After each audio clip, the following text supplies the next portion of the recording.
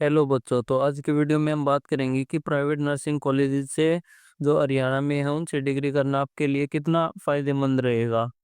और इसी के साथ हम बात करेंगे कि नर्सिंग के बाद आपका स्कोप कैसा है, ये और क्या सॉल्यूशंस हैं। जो ये फीस लगातार बढ़ रही है इसमें हम क्या कर सकते हैं। तो जल्दी जल्दी बताते हैं। सबसे पहले तो आप ये मान लीजिए जिनकी ट्यूशन फीस और हॉस्टल फीस टोटल 2 लाख है तो आप उनमें एडमिशन ले सकते हैं। जिनकी सिर्फ ट्यूशन फी ही 2 लाख है या फिर और ज़्यादा है, किसी की 2.5 लाख भी है, किसी की काफ़ी है 3 लाख भी है, तो आप उन कॉलेज को इग्नोर कीजिए या फिर उनसे आप डिग्री मत कीजिए। यही आपके लिए फ़ायदेमंद रहेगा। क्यों रहेगा? क्योंकि लगातार फीस बढ़ रही है। अब तो इन्होंने एक प्रोफार्मा और साइन करवा रहे हैं जब आप एडमिशन लेने जाते हैं कि हम एंटायर कोर्स मतलब कोर्स के दौरान अपनी फीस कभी भी बढ़ा सकते हैं। मान लीजिए पहले साल में आपसे 2 लाख लिया, अगले साल में 3 लाख मांगेंगे तो आप कुछ भी नहीं कर सकते क्योंकि आपके साइन हो चुके हैं। अब जो ये हरियाणा का एजुकेशन सिस्टम इतना गंदा हो रखा है इसकी वजह को समझते हैं सबसे पहले, तो उसके बाद सॉल्यूशंस पे बात करेंगे।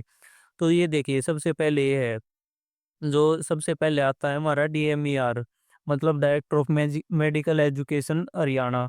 मतलब इसकी जो मेडिकल एजुकेशन मिनिस्टर है हमारी वो है आरती राव। अब वो आरती राव कुछ कंट्रोल में कर नहीं रही। जो एचएनआरसी है, यो जो स्टेट नर्सिस काउंसिल होती है उसके उसमें भी आरती राव है और एक सुमिता मिश्रा है। सुमिता, अब मैंने इसमें सुमिता मिश्रा का नाम मेंशन क्यों किया है, क्योंकि वैसे तो ये आईएएस हैं। डॉक्टर सुमिता मिश्रा नाम से इन्होंने एक बार ट्राई की थी प्राइवेट नर्सिंग कॉलेज की फीस को रोकने के लिए, 60,000 करने के लिए या फिर जितनी भी है उतनी करने के लिए। लेकिन फिर वही है, प्राइवेट कॉलेज के डायरेक्टर्स ने बोला कि हमें लैब भी बनानी होती है, हॉस्पिटल भी बनाने होते हैं, इसलिए हमें फीस ज़्यादा लेनी पड़ेगी। इसके बाद इन्होंने बिल्कुल खुला छोड़ दिया। जब से आरती राव आई हैं मतलब सत्ता में, तो वही यार, जिस इंसान ने मतलब कभी ये नहीं देखा हो कि गरीबी ना देखी हो या फिर ग्राउंड लेवल पे ना देखा हो क्या चल रहा है, तो कभी भी भलाई के लिए दूसरों की सोच भी नहीं सकता। तो उसके बाद है जैसे डीएमआर में हो गया आरती राव, एचएनआरसी में भी है आरती राव। उसके बाद पीजीएमएस रोहतक में रजिस्ट्रार वाइस चांसलर होते हैं, जो कि हमारी यूनिवर्सिटी है पीजीएमएस रोहतक। अब रजिस्ट्रेशन इसमें ब्रांच आती है अलग अलग पीजीएमएस रोहतक में, जैसे एफिलेशन होगी, एकेडमिक होगी। तो अब जब आप रजिस्ट्रार के पास जाओगे, मतलब ये है कि डीएमआर सोचता है कि ये काम एचएनआरसी का है, एचएनआरसी सोचता है कि पीजीएमएस रोहतक है, अपनी यूनिवर्सिटी वाले खुद करेंगे, हम क्यों करें। अब उसके बाद ये देखिए, इसकी अलग अलग ब्रांच होते हैं। जब आप एकेडमिक ब्रांच के पास जाओगे कि फीस लगातार क्यों बढ़ रही है, तो वो बोलेंगे हम सिर्फ तो ट्यूशन फी पे ही कंट्रोल कर सकते हैं, जो कि 60,000 है, उससे ज़्यादा हम क्या ही कर सकते हैं। तो ये बोलेंगे कि रजिस्ट्रार करेगा, रजिस्ट्रार बोलेगा वॉइस चांसलर ये कहते हैं कि ये काम एकेडमिक ब्रांच का है, इनको फिर कंट्रोल करती है। मतलब ये किससे कंट्रोल होता है? प्राइवेट कॉलेजेस जो इन्हीं से कंट्रोल होते हैं, पीजीएमएस रोहतक से, एचएनआरसी से और डीएमआर से। मतलब बिल्कुल खुला छोड़ रखा है। जब से आरती राव आई है मतलब बिल्कुल ढेला सा उठ रहा है कती एजुकेशन का। और ना इसमें वो कुछ कर रही, ना लाखों एप्लीकेशन जा चुके हैं इनके पास, उन पे ना कोई रिप्लाई दे रहे, ना कुछ भी नहीं कर रहे। अब इसके बाद बात करते हैं कि रियलिटी आफ्टर नर्सिंग, मतलब मान लीजिए आपने नर्सिंग कर ली अपने 15-20 लाख लगा के, तो उसके बाद क्या होगा? बाई चांस मान लीजिए आपकी गवर्नमेंट जॉब नहीं लगती, तो सिर्फ 10 या 15 हज़ार में, ये मान लीजिए आपके 10 या 15 साल में तो आपके सिर्फ और सिर्फ जो अपने डिग्री में पैसे लगे हैं वहीं पूरे होंगे।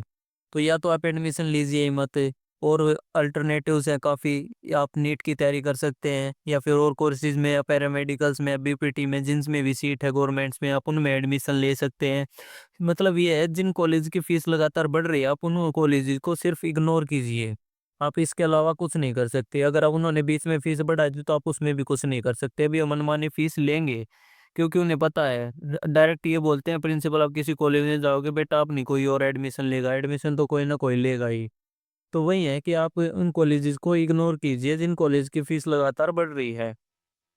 तो ये पता नहीं कब तक खत्म होगा, कब आरती राव तक ये बात पहुंचेगी कि क्या चल रहा है, कितनी फीस लगातार बढ़ रही है। जब जाके वो कुछ सोचेंगी, कुछ करेंगी, तो इसमें काफी साल लग जाएंगे। इतने में क्या पता अगली सरकार आए। कांग्रेस भी इससे काफी ठीक थी भाजपा से। मतलब हमारा काम पॉलिटिक्स वगैरह का नहीं है, लेकिन वही है, कांग्रेस की कुछ अलग प्रॉब्लम्स थी। उन्होंने ऐसे ऐसे कॉलेज को एफिलिएशन दे रखे हैं जिन्हें एक घंटा कुछ नहीं है।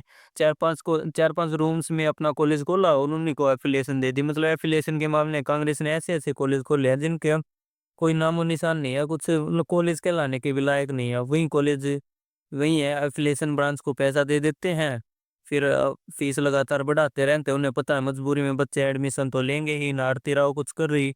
ये डॉक्टर सुमिता मिश्रा इन्होंने कोशिश की थी, वो आपने देख ली एक बार। इन्होंने ये खुद नहीं समझा कि मैं आईएएस हूँ, मैं क्या कर सकती हूँ। जो मतलब सबसे बुरा तो मुझे ये लगता है कि जो जिनके पास पावर होती है वो अपने पावर्स का इस्तेमाल नहीं कर रहे यार, क्या करेंगे वो जिंदगी में। तो आज की वीडियो में सिर्फ इतना ही बोलना था कि ज़्यादा से ज़्यादा ये बात आप अगर आरती राव तक पहुंचा सकते हैं तो पहुंचाए, कि स्किन के खिलाफ कुछ एक्शंस ले। प्राइवेट कॉलेज की लगातार फीस बढ़ रही है, या फिर ये बोल दे डायरेक्ट कि जो अमीर लोग हैं सिर्फ वही करेंगे अब कोर्सेज वगैरह, मेडिकल कोर्सेज या फिर जो भी है, गरीब लोगों का कोई काम नहीं है। पता नहीं है कब तो एक्शन लेंगे, कब क्या कुछ होगा। तो सिर्फ आप इतना कर सकते हैं, आप इनके अल्टरनेटिव्स देख सकते हैं। आप इन कॉलेज को चूज ही मत कीजिए, सिर्फ जो अच्छे अच्छे कॉलेज हैं उनको चूज कीजिए, मिले ना मिले वो आगे की बात है। एंड ये मान लीजिए आप जो और कोर्सेज हैं, जैसे ओम यूनिवर्सिटी है हिसार में, या फिर और भी काफ़ी यूनिवर्सिटीज़ है दिल्ली वगैरह में, मतलब टोटल 2-3 लाख में आपका कोर्स पूरा हो जाएगा। जो भी पैरामेडिकल कोर्सेज है वहीं आप साथ के साथ जॉब कर सकते हैं, एंड उससे भी काफ़ी फ़ायदा रहेगा। तो ये आप एक बार जो प्राइवेट नर्सिंग कॉलेज जिनकी फ़ीस काफ़ी ज़्यादा है, आप उनसे एडमिशन लेने से पहले 2 या 3 बार ज़रूर सोचिए कि क्या करना आपके लिए सही में फ़ायदे में रहेगा। क्योंकि आप लोन वगैरह लेके या कुछ भी लेके करोगे तो कोई गारंटी नहीं है कि आपकी जॉब लगेगी और उसके बाद आपको मतलब जो ये डिग्री की फ़ीस है ये भी पूरी हो पाएगी।